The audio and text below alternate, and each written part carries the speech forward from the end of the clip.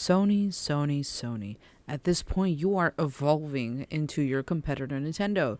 At this point, I'm going to have to create a playlist for just Sony videos, just like I did with Nintendo.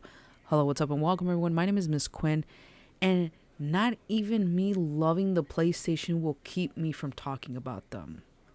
You see, last year in September, Sony had made a decision to make Concord offline and inform people on their blog by Ryan Elias, who is the game director of Firewalk Studio, who obviously is responsible for Concord. Concord fans, we've been listening closely to your feedback since the launch of Concord on PlayStation 5 and PC, and want to thank everyone who has joined the journey aboard the North Star. Your support and the passionate community that has grown around the game has meant the world to us. However, while many qualities of the experience resonated with players, we also recognize that other aspects of the game in our initial launch didn't land the way we'd intended. Therefore, at this time, we have decided to take the game offline beginning September 6th of 2024 and explore options, including those that will better reach our players. While we determine the best path ahead, Concord sales will cease immediately, and we will begin to offer full refund for all gamers who have purchased the game for PS5 or PC. If you purchase the game for PS5 from the PlayStation Store or PlayStation Direct, a refund will be issued back to your original payment method. Customers who have purchased from other digital storefronts will also be refunded. More information about the refunds from Steam and Epic can be found below. Steam Store. Steam Store will refund players who bought the game over the incoming days. Steam will send confirmation of the refund once it has processed. Epic Game Store. Epic Game Store will refund players who bought the game over the coming days and will contact each customer directly to confirm that the refund has been processed. Other retailer funds. For customers who purchased a physical copy at a retailer location outside of the PlayStation directly, please refer to the refund process of the retailer you purchased it from to obtain your refund. Once refunded, players will no longer have access to the game. We'll keep you updated, and thank you again for all the free gunners who have joined us in the Concord Galaxy. Refunds for PlayStation Store and PlayStation Direct purchases may take 30 to 60 days to appear on your bank statement. If your original payment source was unavailable, the purchase amount will be refunded to your PSN wallet. Okay, now it's important to me that I talk about their statement to catch not only you up, but also to catch myself up.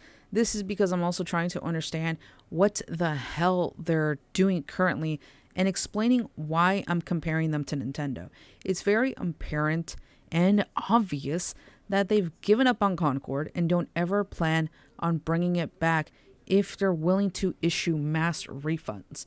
But at least the studio was still going to be able to make more games, right? Well, no. An update from PlayStation Studios. Dear team, today I want to share some important updates from Sony Interactive Entertainment Studio Business Group.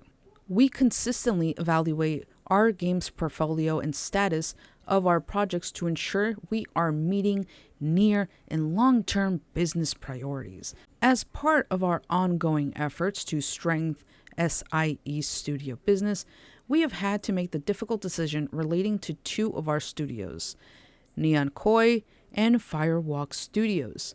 Expanding beyond PlayStation devices and crafting engaging online experiences alongside our single-player games are key focal areas for us as we evolve our revenue streams.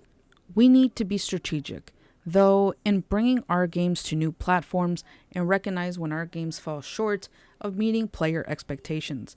While mobile remains a priority growth area for the studio business, we are in the very early stage of our mobile efforts. To achieve success in this area, we need to concentrate on titles that are in line with PlayStation Studios' pedigree and have the potential to reach more players globally. I'm sorry, I just felt like I needed to say all of that with my pinky up. With this refocused approach, Neon Koi will close and its mobile action game will not be moving forward. I want to express my gratitude to everyone at Neon Koi for their hard work and endless passion to innovate. Regarding Firewalk, as announced in early September, an important update, on Concord, certain aspects of Concord were exceptional, but others did not land with enough players, and as a result, we took the game offline.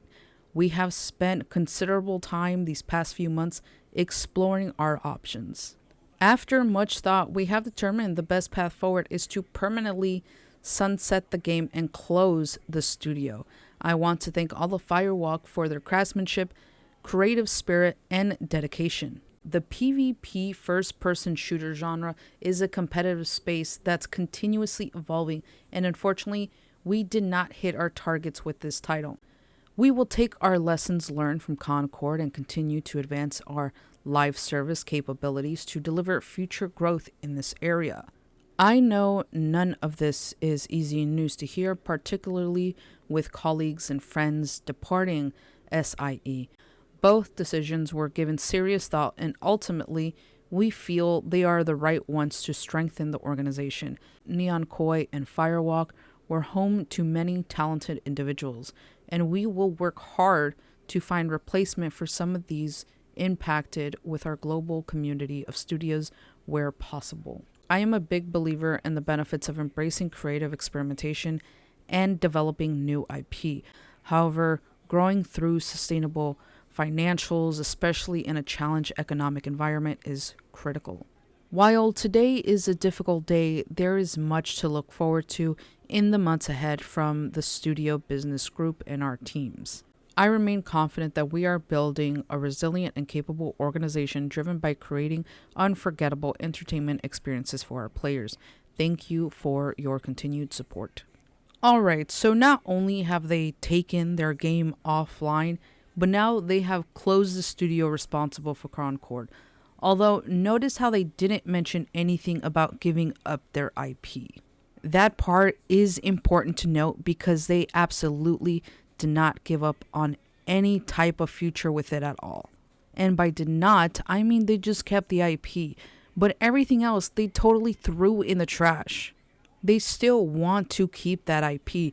In my opinion, this was just in case anyone tried to make a straight up copycat version of Concord, and they can still sue them because of it.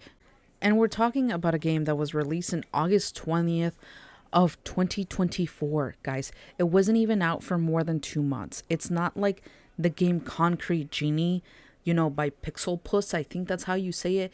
Yes. Anyway, Sony did close down the studio, yes, but the game is still available for purchase. You can absolutely continue to play this game, and I personally have. I even have full videos on my second channel just playing this game.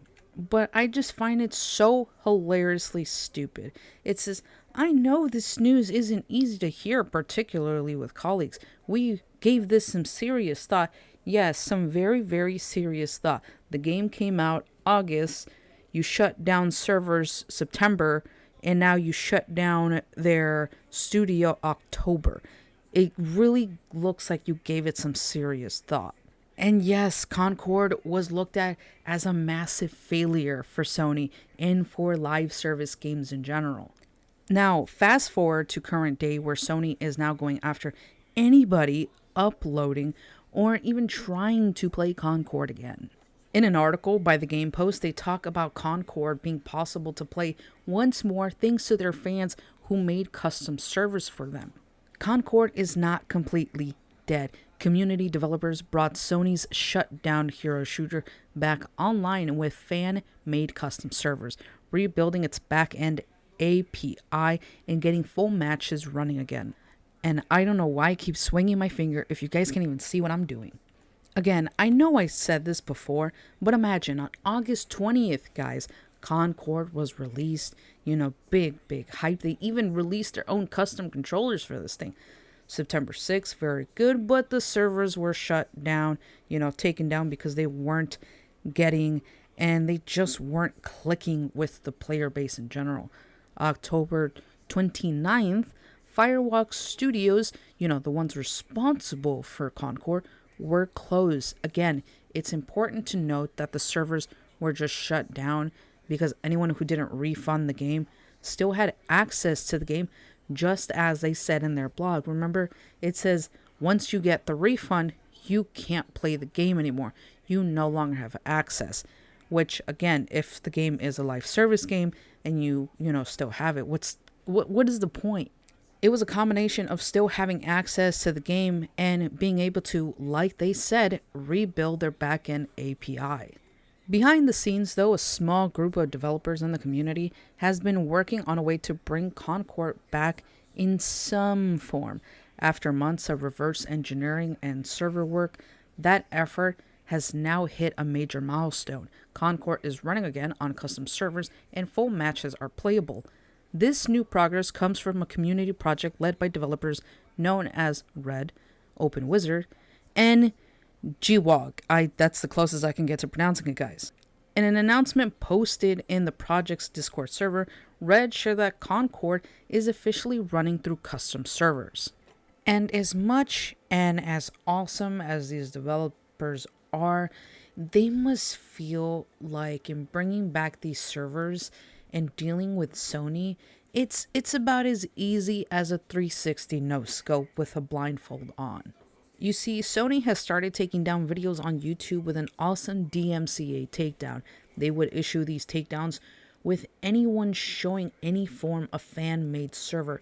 And of course, they went, after first the two developers behind the newly made servers. It is obvious that it's going to keep happening considering how greedy these companies are, but it just makes more sense for the Stop Killing Games movement. And that's way more important for people like you and me who really love and care about video games. Stop Killing Games is a consumer movement started to challenge the legality of publishers destroying video games they have sold to customers. An increasing number of video games are sold effectively as goods with no stated expiration date, but designed to be completely unplayable as soon as support from the publisher ends. This is a form of planned obsolescence, and I really hope I did pronounce that correctly, and is not only detrimental to customers, but makes preservation effectively impossible. Furthermore, the legality of this practice is largely untested in many countries. And guys, if you're going to shut down the servers and shut down the whole studio after the failure of, the release of Concord, why would you even bother getting so upset after people trying to revive it? Now, you see, is it because you're not making any money over the game anymore? If anything, you should be happy that you didn't need to pay for the servers anymore to be back up and running. You should be thanking these people for even being interested in your game still. The people that are playing this and the developers who brought it back only managed to do so because they never returned their game. Because in returning it and asking for the refund, they were essentially having the game not be playable whatsoever. Even though not asking for a refund at first was essentially useless and essentially taking up space in their digital library. They still didn't want to get rid of it. That's probably how much they thought about your game. They still had hope. You don't even know if you could have gotten more fans out of this game eventually. Sometimes games take a long time to even kick off. A lot of these games, like The Order that I've also played, Concrete Genie, these are all great games that not many people talk about. For example, The Order was a game that was meant to be a part of a trilogy, but because of its failure to, sell enough things at launch and even thereafter, it was completely scrapped. Concrete Genie, their studio was completely scrapped. But I mean, hey, you can still buy the game. The same with The Order, but unfortunately, because this is a live service game, once the servers are shut down, that is it. It is a completely useless game, essentially. Again, effectively only taking up space in your digital library. And if you bought it physically, it's only taking up space in your actual library of games. Something that could, be there for another game. I mean, releasing this game in such a buggy state that it was, or a time where live service games were honestly becoming so annoying, was a bad choice on its own. Live service games kept popping up like that 1X who you consistently have to block over and over again. But hey, here they come crawling right back. Oh wait, it's a different user. Guess you gotta block that one too. How shitty is that practice? Just think about it, guys. Hey, I'm going to shut the servers down and I'm going to essentially fire and lay off all of these people because of this game that didn't work out, because we forced them to make more live service games. But hey, we're going to have them take the L on it and we're just going to lay them all off. And as soon as people try to revive this game that they did like, we're just going to start taking down their videos, because guess what? We still have the IP. Apart from taking down fan-run servers and suing game developers because they're strikingly similar to theirs, Sony is becoming just like Nintendo in a lot of aspects, and I don't know how I feel about that. So far, there hasn't been any lawsuits heard of against the 3 developers who managed to bring the service back, but I honestly won't be surprised if in the future we do hear about it. But guys, just tell me what you think. Anyway, guys, that will be it for me today. I got sick during a reunion with my family, and I need to get some tea. As soon as I got home, I was in Effingham, but as soon as I got home, I was immediately feeling sick, and I'm like, oh, this isn't good. But I got to record for Monday. I got to get back onto the grind. Anyway, thank you all so much for watching. Stay you, stay awesome, and have a great rest of your day. Bye-bye.